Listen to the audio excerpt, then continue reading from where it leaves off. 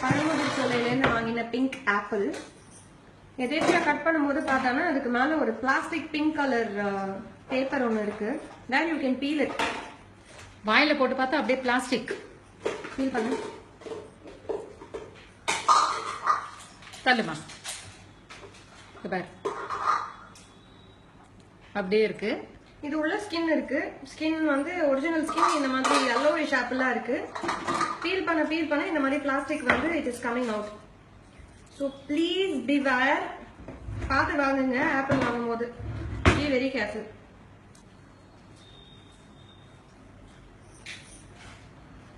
This is from a reputed OY Pazhamudhir Solai கடை.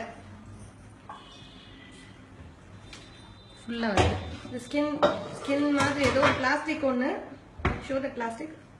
So this is the plastic sheet that is coated in the apple.